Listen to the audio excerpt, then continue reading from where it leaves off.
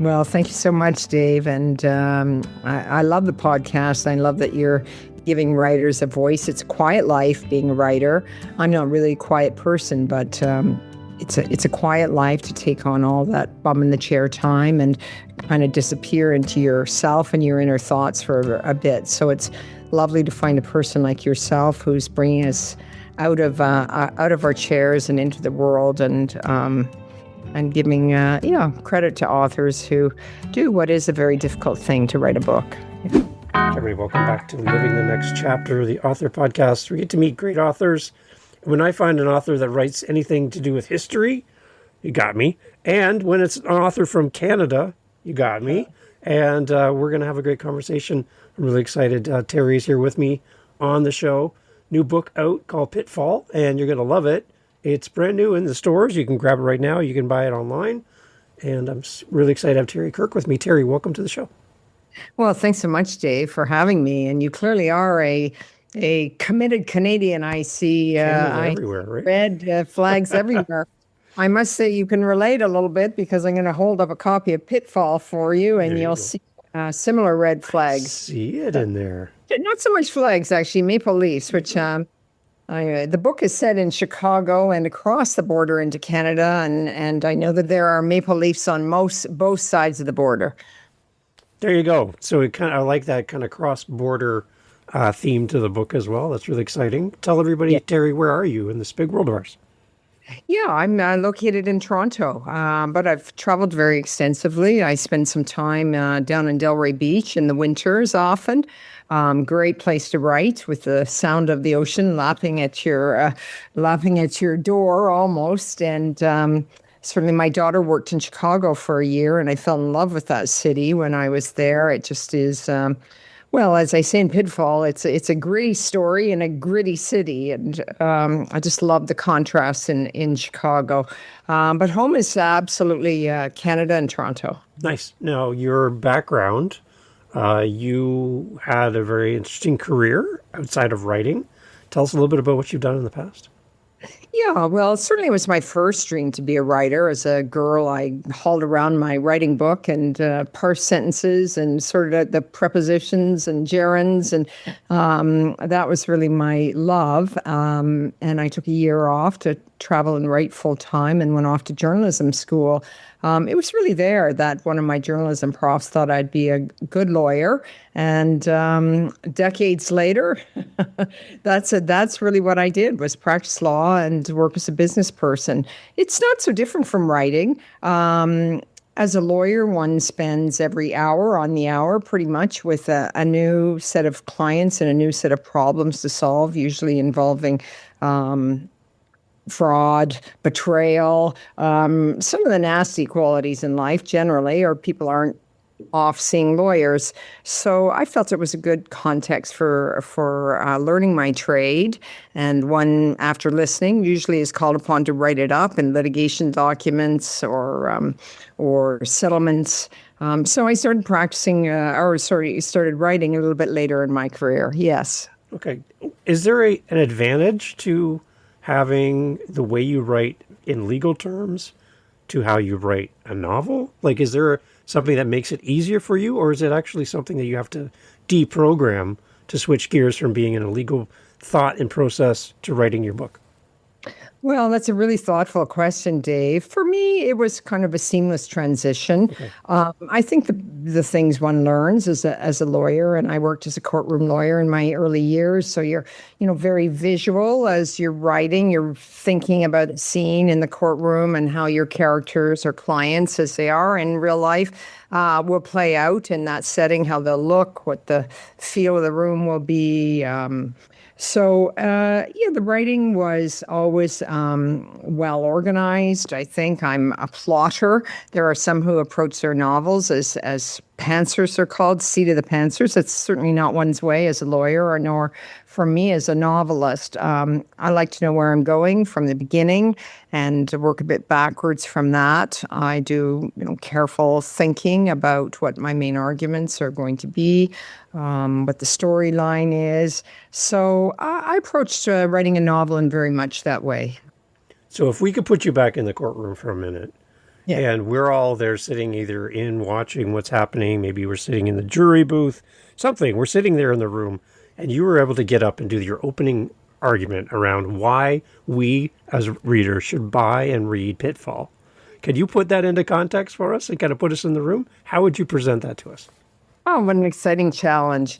I think Pitfall is a universal story that I'm finding readers of every genre will really appreciate. I've got older males, financial hotshots, and young women who are finding something of importance in Pitfall. It is essentially a story of great loss. I think that most of us will suffer in our lifetime. My lead character, Frank, suffers a great loss when his fortune is lost in an hour and a half on the Chicago Board of Trade during the 1929 crash. And Frank goes from being a man who's achieved everything one notionally wants in life. He's achieved a great fortune, a wife, children, a beautiful home, a meaningful career. He's kind of the big guy around Chicago at an exciting time. And when the crash hits on that Black Tuesday,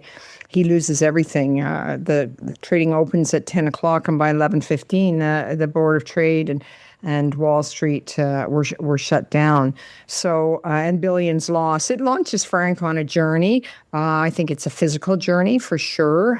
He's full of shame, as I think many men were, and it was really a man's world, the world of the Board of the Trade and the trading pit, as I call it, and hence the name of the book, Pitfall.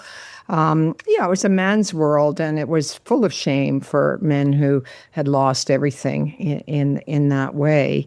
And Frank flees. And it launches him, as I say, on both a physical journey, trying to figure out how to get back his fortune or support his family at even a minimal level, but also a metaphorical or internal journey, one where he really needs to figure out who he is as a man stripped of everything he thought was so important to his self-concept. It leads him on an exciting journey full of twists and turns and struggling. And I won't certainly tell you how it works out for Frank, but let me tell you, it's an exciting journey and not always what one would expect. Okay. Talk a little bit more about what happened back in 1929 as well, like the human impact of this crash. When we see finances and numbers on TV, when they do the updates, it's a bunch of people in suits yelling at each other, waving papers and stuff, and you see bells going off, and you're like, I don't really understand what's happening here. But this was like a pivotal moment for these people and had a direct impact, not just financially, but on human life when this all happened. Can you kind of go in a little more detail about what was going on behind the scenes where your character set? Yes, it was the world's biggest economic crash, and by that I mean that more money disappeared in a matter of hours. Billions and billions of dollars disappeared in a matter of hours, just ceased to exist. And it was the biggest in terms of being widespread. It was really a global financial crisis. So the epicenter of the storm was really the northern United States, Chicago and New York. Often New York and Wall Street is seen as the nexus for the crash. But I think we have to remember that in the days before technology stocks, it was an agricultural-based economy, and the kind of sexy, big, hot stocks were commodities, wheat, corn, cotton, etc., and those were traded on the Chicago Board of Trade. I think the really fascinating part of Pitfall and this backdrop of the 1929 market crash was the disruptive nature of the change. It followed 11 years of unprecedented growth in the market and roaring 20s, as they're known. And they were roaring for a variety of reasons, but mostly because there was a lot of money flowing into the market, which allowed people to party and celebrate with fashion and excesses, really. There's one line in Pitfall. I say that the market was churning out millionaires like tomcats siring kittens. And that's how it was in the 1920s. Consumers were flocking to stock exchanges, investing for the first time. And then until it stopped. It was like lifting the needle off the turnstile. Yeah. One can hardly even think about those Yeah. metaphors for music anymore. But it just stopped. The music stopped, and as I say, on Black Tuesday in Chicago, markets opened, and an hour and 15 minutes later, sell, sell, sell, sell. The market just could not keep track of the sell off. Yeah, billions were lost. You're imagining. I heard you talk about kind of men in suits. It was different then in 1929. Today we do electronic trading, and so people are kind of calm and cool in their suits and white shirts. But the pit was not that way at that time. It was a sweaty, smelly place, and had I think 80-foot ceilings in the Chicago Board of Trade, if you can believe it, with this massive, beautiful sunlit glass dome above, and the traders couldn't wear their suits into the pit. They became kind of denuded and neutralized, and had to wear these white jackets, kind of like barber jackets.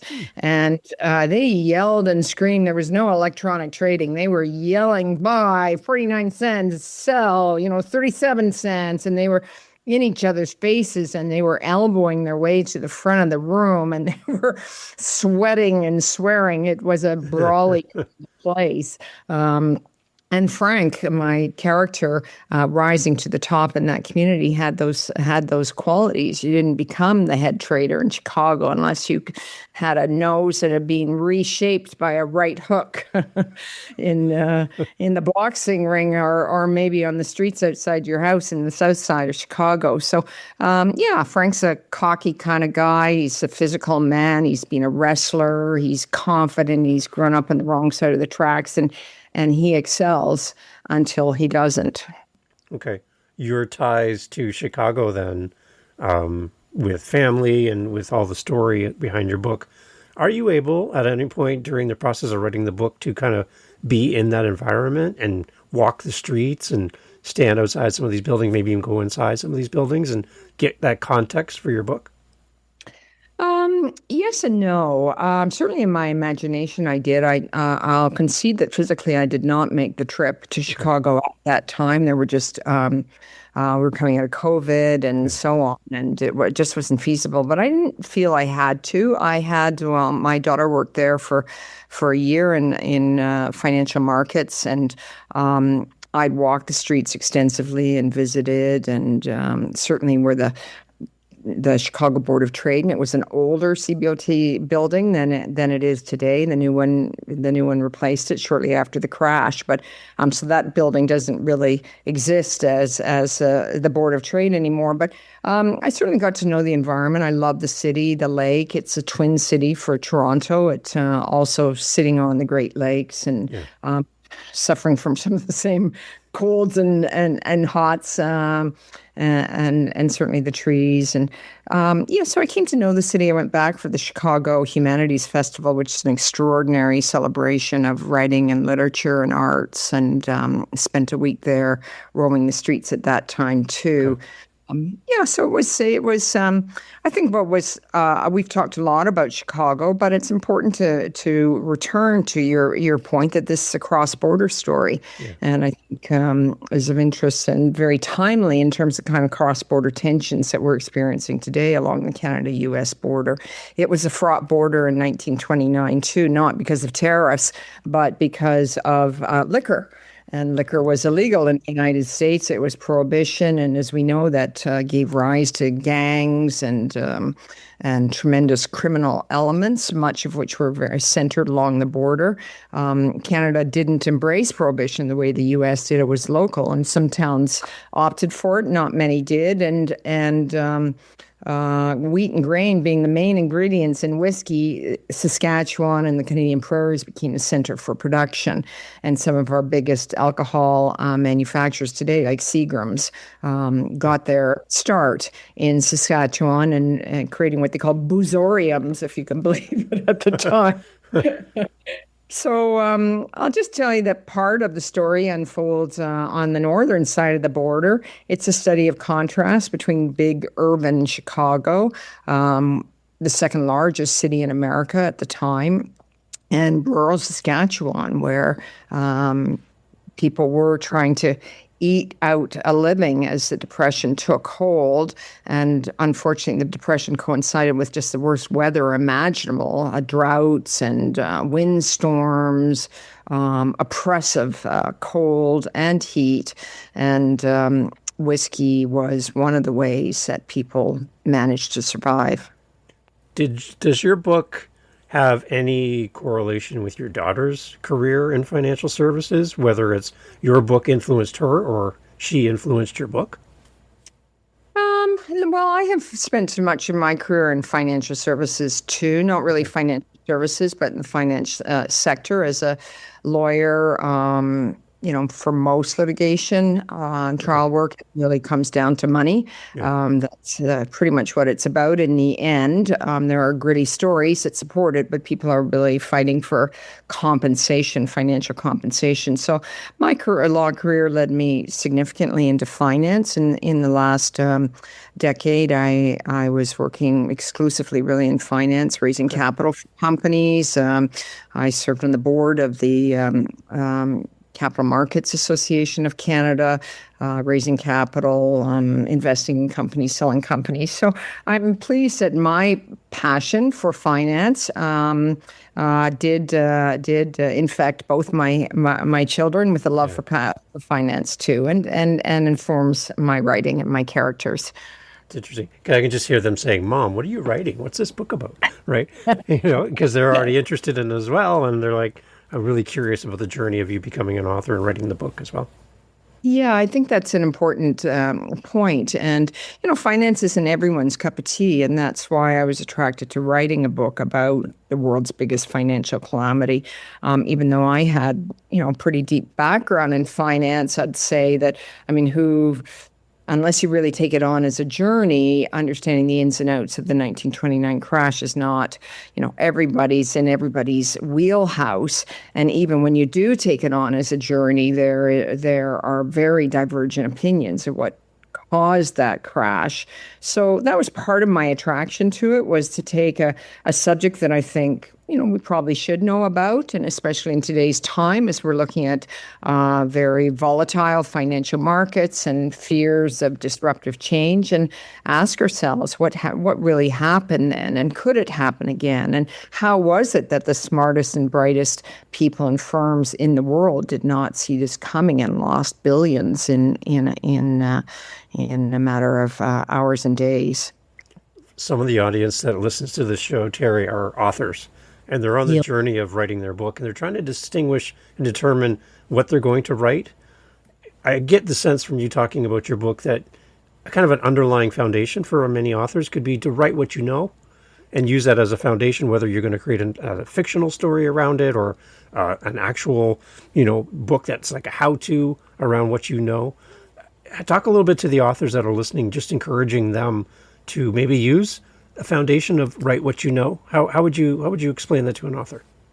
Yeah, I think that is a common theme. I probably would express it a little bit differently about write what you're passionate about. Okay. And often passion can be about learning new things. I took up tennis at, late in life. When I started writing, I felt I needed a yin for my yang, and it couldn't all be kind of, intense brain work at the desk. I needed to do something physical. And I can tell you, I have no hand-eye coordination. It's just been so difficult to learn tennis, but that's what's drawn me in. If it was just easy and I'd done it all my life, I don't think it would have the same attraction to me. It's that learning and that quest. So, I think it can be whatever makes you passionate, and that's often what people know. Sure, they know music as you do, Dave. That's probably going to be what you write about. Yeah. For me, it was a journey of taking my knowledge and background about capital markets and finance and my belief in them as a kind of great democratic institution that does, more than anything else, I think, allow people to advance and change their lifestyles. One of my characters is a black trader in Chicago. He's fictional because the first black trader really in America didn't emerge until the 1960s. So I've given Hector Ray about a 30-year start by having him there in 1929 as a black trader. But Hector, made his way by trading cotton futures, and his people had come from the cotton belt in a certainly less attractive way than selling cotton futures. But he knew cotton. It was in his blood. It was passionate, and he made his way and changed his financial circumstances through access to trading. And believes that it is a path for people in the Black Belt, as it was called at that time, to rise up at a time when they were denied access to jobs, access to housing, access to finance and borrowing or loans or mortgages, and access to almost everything. That capital markets was a way that some could move forward. Is there an underlying tone for the reader that we're going to uncover as we read without giving anything away? Is there kind of this like a little foundation that the book is built on? I think it's ultimately what we would call a quest. It's a journey. It's a physical journey and a internal psychological kind of thriller or journey about facing that ultimate fear that we all have. What would I do if I lost it all? If I lost it all? And Frank traded on margin, so not only did he lose everything, his home and his savings, but he had dipped into debt to finance his trade. So he ended up in a net negative position. So that's, I think, a fear that we all share as human beings. And how would we cope? It's a suspense around what happens and does he find his way or not? These are the underlying themes. I call it a psychological thriller. It's a suspense. There's lots of romance and love and certainly lots of history. There you go. I love anything historically based. I really enjoy that as a reader. That's my go-to. So exciting for this book, Terry. For the reader, if you could have a moment with the reader and kind of give your love letter to the reader beyond what we've already discussed, what would you say to them if you had a few moments to express to them what your intent is for this book for a reader? What can they expect? Here, I'm just going to hold it up again. Yes, I love the gritty title. My publisher told me, "Made the surface gritty" to go with the storyline. It's a gritty story. My goal is to entertain. Really, that was my goal.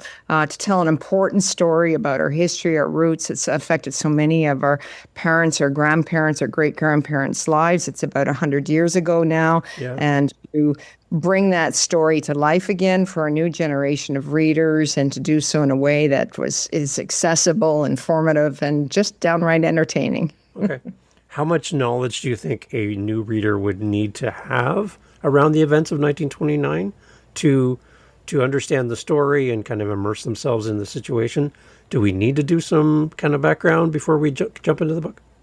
Absolutely none. No, okay. No. I think it's first of all, I like simple language. I like really clear language. I'm not a person for using a 5-syllable word so the language itself is very accessible. I'm a Hemingway fan. He wrote in that way too, lots and lots of details, but short sentences and short words. Yeah.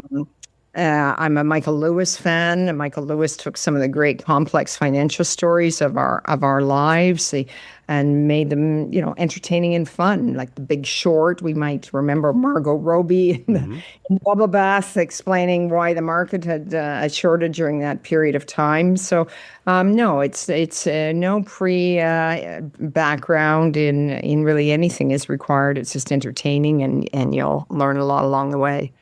How do you lead somebody from in 2025 into the story of 1929 and help them to understand kind of the environment? You talked about, what it was like to be on the floor during this time period when all this happened.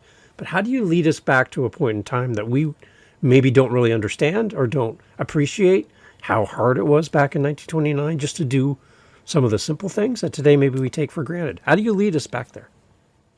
I think it's two tools one uses as a writer. One is descriptive language and a lot of detail. So instead of just describing that, for example, Frank's wife is Katrina, that Katrina, meets him for dinner. That's a wonderful opportunity to describe what she's wearing. And I can believe me, it's something entirely different than you and I would be wearing to meet for dinner today. Right. And that takes us back. It was the flapper era, remembering what, women had short bobby hair and flat shoes and long, silky, flippy dresses and pearls that went down way past their belly buttons. Yeah. So those kinds of details, it just starts emerging, layering it on, what people were wearing.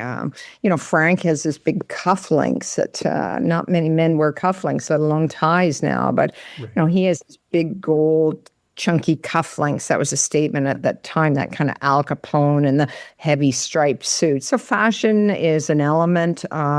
It weaves into, frankly, almost every single sentence. When Frank gets in his car, he doesn't put the key in the ignition and turn it the way we would today. Cars started in very different ways. How you put the roof down. He has a soft top, and putting the roof down wasn't pushing a button and watching the whole thing come. It's a complex process. Making a phone call was a really different exercise. It was 4-digit dialing at the time. And the long distance operator, you had to speak to that operator and sometimes go through multiple trunks as it moved. The call moved from, a small town in Saskatchewan across the U.S. border through a number of cities and so on. So I think just in small, nice, bite-sized packages, you are really transported back to a very different time.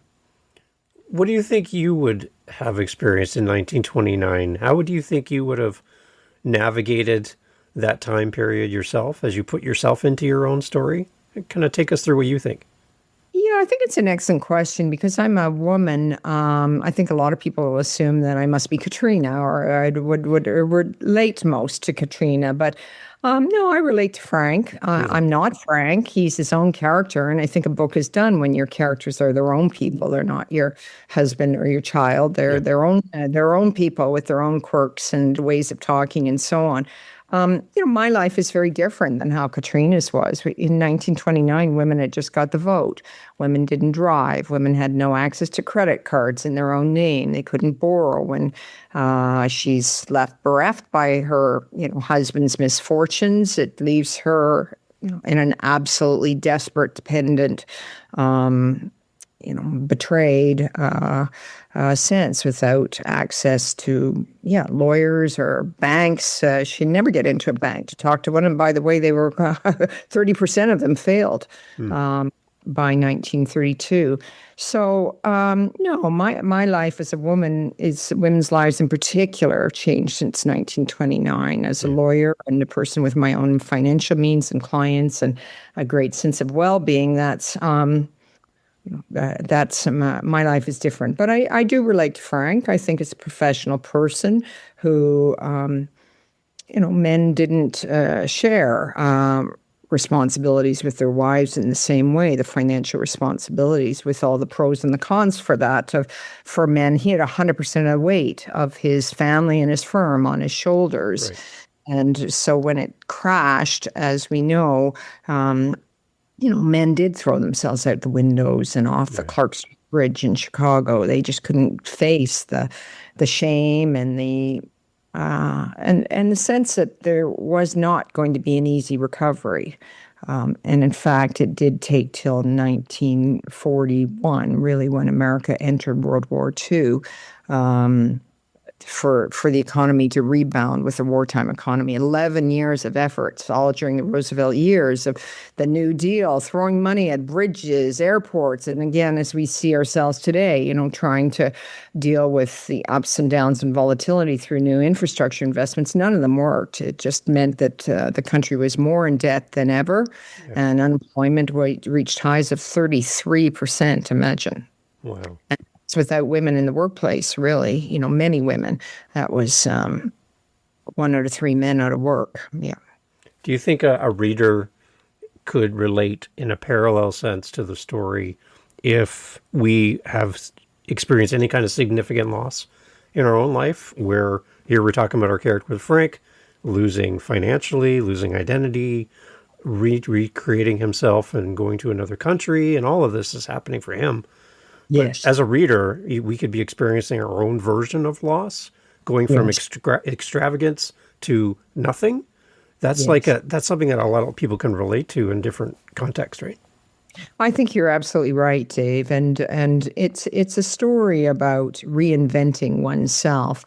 We focused a bit on the loss, which sounds a bit dark. It's an uplifting story about reimagining oneself in the human capacity to face and confront difficulties and deal with them in positive and creative ways, even when it feels like at every turn you're being whacked back again. No, I think people have gone through a divorce. We're feeling perhaps every vision you had for a family life and a beautiful marriage and partnership is destroyed or unravels.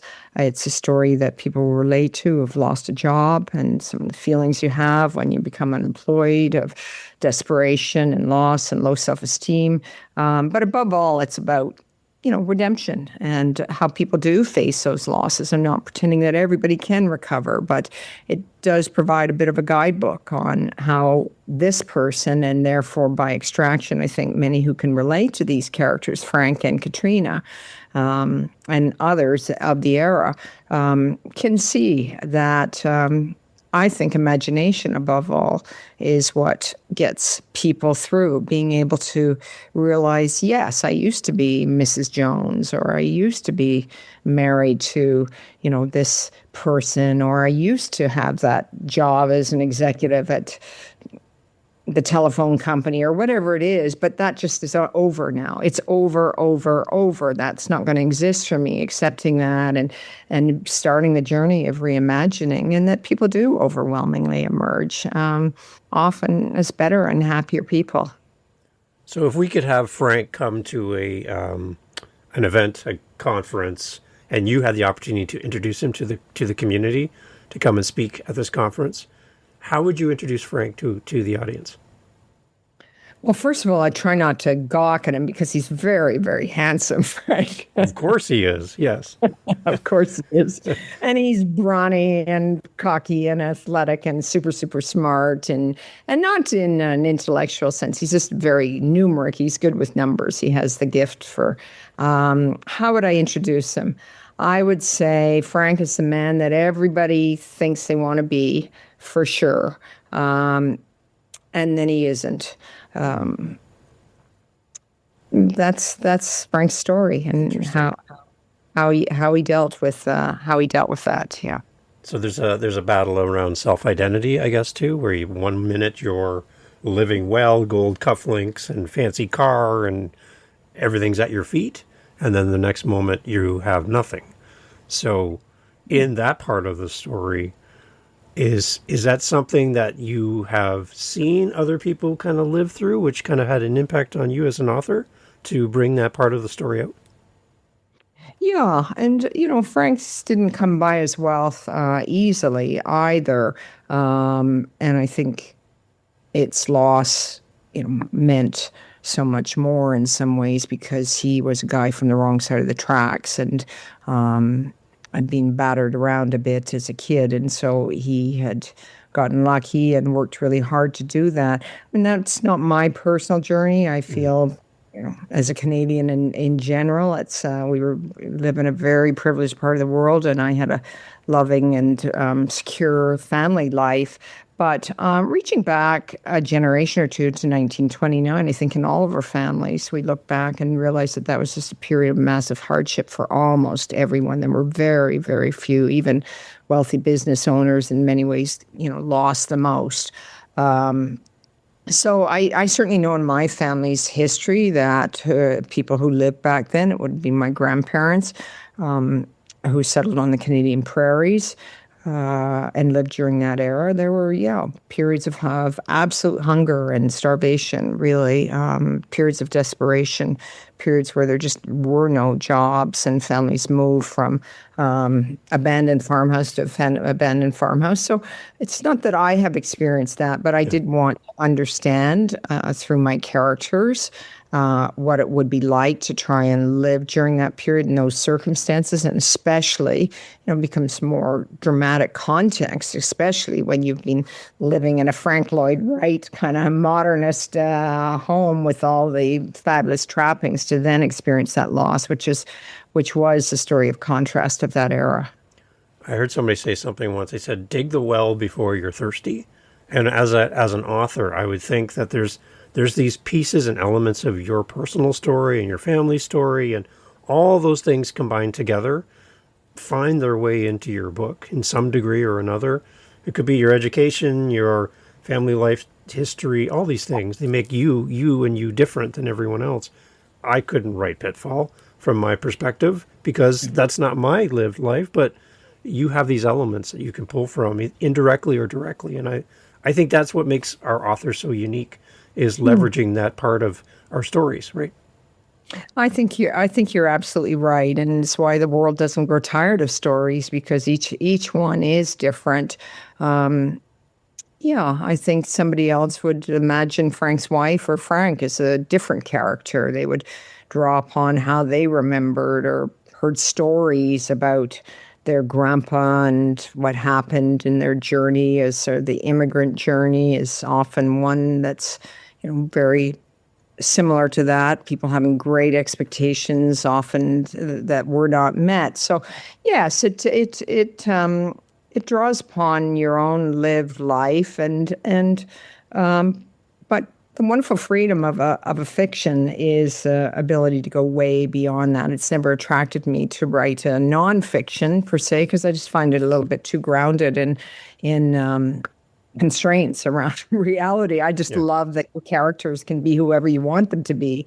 You get to make them, and sure, they're going to be a bit about you, but I really think that the creativity and the beauty comes from making them their own people, incredible as their own people. Katrina's Polish. I'm not. She has this whole history of her family immigrating from Poland.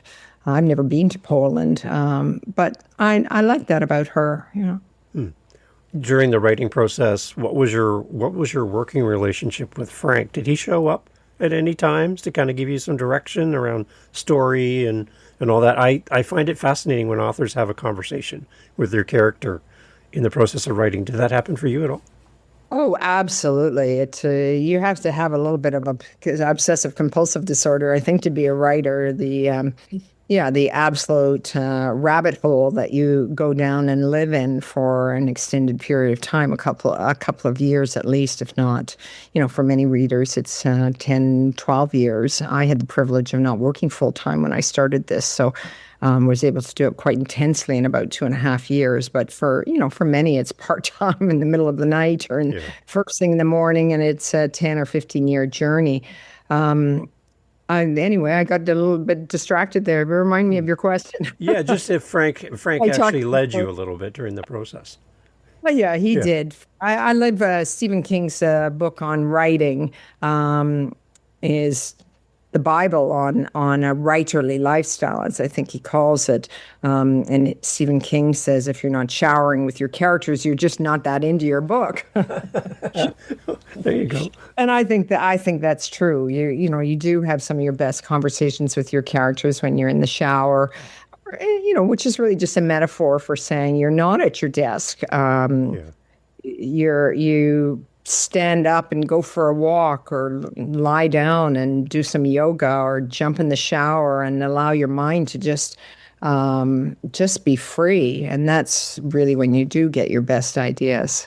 See, that's really interesting to me. I haven't written anything yet. I will, hopefully one day. But when I have time with authors and hear their journey and how they do what they do, it's just I'm so curious, because all I see the book as something I can buy on a website or on a store shelf. I can hold it, but I don't really understand how it got here, Right. It, And that's why I love to get your insights like that. I think it inspires the authors listening or just starting. And for readers who have really no concept about how a book is created, it's really interesting to have you unpack that for us.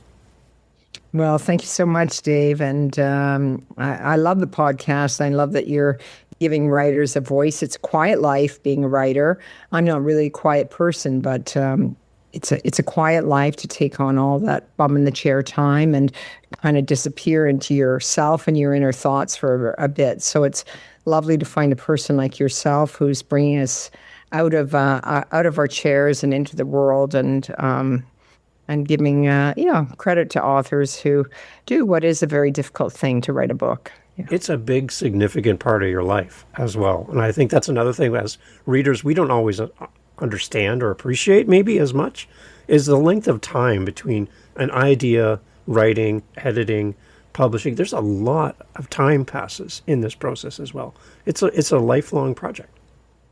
Yeah, I think that's right. I mean, the writing didn't surprise me that was going to be a big, big project. I mean, obviously, you just understand it. And especially, I'd been writing legal documents. It was Winston Churchill who said it takes a very short time to write a long document and a very long time to write a short document, the editing and the processing and so on. I knew it would be a very big journey. I think what surprised me, because I hadn't published, and I'm proud to say that Pitfall is my debut novel, and it's been very well received. It's been in the bookstores maybe about 10 days, and it's already out of print. So Wow. my publisher reassured me that the second edition is coming within days. So that's been really exciting to see it selling like hotcakes on both sides of the border too. My brother lives in Australia. He tells me he's frustrated it hasn't arrived yet in Australia. Anyway, what did surprise me was the publishing process and how long that took. I think it was a little longer than usual when my book was being published over the last few years, because COVID did produce more artists, more people with a lot more time on their hand, I think. And there was a bit of it was a very competitive time to get your book published. I was thrilled that my publisher loved the book on a weekend and read it, and we signed a deal the next week. So that was fabulous. But then, the process, I hadn't really understood how complex that was. They do multiple audits and edits. Today, diversity is very important if you're wanting to, really interact with some of the great, like the Canada Council for the Arts and American equivalents. Your characters need to be diverse. They need to be sensitively crafted. This was a challenge for me when I decided to take on a Black male character in 1929 in Chicago. Right. Yeah. And I feel it's handled well and effectively. Anyway, it's a big job publishing. And then, I frankly thought that the ebook would be very, very easy from a publishing point of view. The digital, it's all digital, the manuscript, it's being turned into a hard copy. Surely it's easy. But no, my publisher tells me that creating the Kindle or ebook version is even more complex, because technology, they are proprietary. So, Indigo uses Kobo and Amazon uses Kindle, and everything has to be formatted in a very different way just for those two different technology devices. Yeah. Interesting. Okay. So, Terry, for readers to continue following the journey of the book and you as an author, where can we send them? And I have a question I want to end off with, but where do you want to send the listener? Oh, I'm so kind, pleased that you asked that. There I was babbling on about creating ebooks, and you brought us back to sales. Getting way to go, Dave. Yeah, there's a few places. Most are still on Facebook. So you'll see Terry Kirk Books is kind of the key thing to remember. TerryKirk, Terry Kirk Books. And you'll find me on Facebook. I'm on Instagram, and just joined onto TikTok. I'm excited to be churning out those videos. I have my author website, terrykirkbooks.com. And you'll find my events and so on are all posted online. I'm going to be on CTV, breakfast television on Wednesday morning. Yay! So details are there. You can figure out how to buy the book on my website. Most people are buying them on the platforms. Yeah, so that's that side of the world. Okay. Oh, wow. That's exciting for you to go on television as well. I'm going to be watching for that. I'll be looking for that for sure. I'm going to leverage the title of my podcast as we wrap up, Terry. It's Living the Next Chapter. So I know we're celebrating the book and we don't want to rush through that celebration, but I know my audience is eager for me to ask you this because when my audience finds a great author, they're like, please, Dave, ask Terry. How is she living her next chapter? Is there something we can anticipate down the road in the future? Are you going to continue writing, Terry? Oh, good question. I'm not only continuing, yes, one of the benefits of the long time it takes for books to be published, typically on average, I think it's about 2 years. That gives you as an author 2 solid open years to pursue your next book. So I'm pleased to say that I'm just finishing my book 2. It's called Plunder. It will follow the same characters 10 years later as they confront another major financial event, the financing of World War II. Wow. Okay, so I'm going to put the ask out now because I have you in front of me. Please come back and talk about that in the future. I'd love to kind of recap and bring you back so the audience can then reinvestigate the next in the series. I'm excited about this. Wonderful. Well, thanks. I promise to come back and tell you about Plunder in a year. And meanwhile, thank you for your support for Pitfall. As I say, it's my Facebook or terrykirkbooks.com. Thank Excellent. you. We'll have all the links in the show notes for everyone as you're listening. And I'm asking you as you listen, as to our conversation today, when you buy, not if, when you buy Terry's book, Pitfall, that you leave a great review. I know that Terry would love to hear your thoughts, would love to hear your comments around the book. This is your opportunity to give back to our authors and share exactly why you love this book so much. That's going to help someone else to make a purchase decision and realize this book's going to be great for them as well. As you listen to this, you're thinking, yeah, I want a copy, but I know someone else is going to love Pitfall. So make sure you buy 2 copies. So we're going to sell twice as many books, Terry, by having you on the show. Terry, thank you so much for being a part of the Living the Next Chapter. Thank you, Dave. Excellent. Keep up the good work. Thanks. Bye-bye. Hey, thanks for listening to the podcast. Glad to have you here. I just want to let you know that you can always find out what we're doing live in the moment by going to our YouTube channel. Head over to livingthenextchapter.com. There'll be a link right there. Head over to our YouTube channel. Make sure you like, subscribe, do all the things that all the YouTubers love to say. And in our YouTube channel, a couple things. You're going to get advanced listens. You're going to get the episodes that we're working on in real time. So we record and post daily on our YouTube channel. I'd love for you to give us a follow over there. As well, we're making playlists. We have over 500 episodes. So finding the right episode for you, we're trying to group things into playlists. So if you like children's books, if you like business, you like historical fiction, we're grouping our authors together to make it a little easier for you to find your favorite next author. So head over to livingthenextchapter.com. And again, I'd love to hear from you. Hearing from the listeners of the show is great. And I just want to say thank you for being a part of the podcast family. And I look forward to having you back for the next episode. Thank you for being here. I really appreciate your time and your listen. Take care.